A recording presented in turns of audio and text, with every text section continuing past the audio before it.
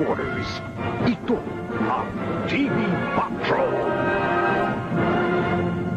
Sa huling arawan, ang mga labing ating kapamilyang si Rico yan. Nag-uumapaw na mamahal. Puri ang iniyakan niya ng mga kapamilya, kaibigan at tagahanga. Ang pagbabalik tanaw sa madamdaming libing sa report ni Humilya. May isaros din ang tinanong funeral toy mula sa school sa Green Hill 1 ang Manila Memorial sa Paranaque. Saan palang maraming nag-aabot para tunghayan ang paglalakbay ni Rico. Eksakto 12 huminto ang tap. May 10 taong mula sa museo.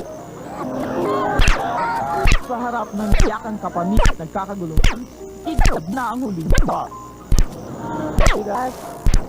And Lord, as the family members and everything who has loved him. We are guided, Lord. Thank you for giving to us. Thank you, Father, as we reconstruct to your kingdom now. Our Lord Jesus bring you on himself. May he bring you to eternal city, where you will find eternal rest in the Father, the Son, and the Holy Spirit. Binuksan ang taong para sa huling pamahalang. Pansamantang nilibing si Rico, yung yumaong lola, kung inilaan para sa kanyang lola si Ambassador Belian.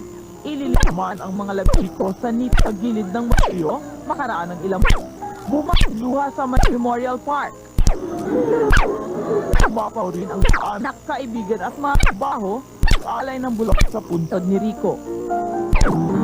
Matapos maitat ang lapida sa nitso, handa na ang pamilyan para umat ng sementeryo. Ihatid na nila si Rico sa kanyang huling hantungan.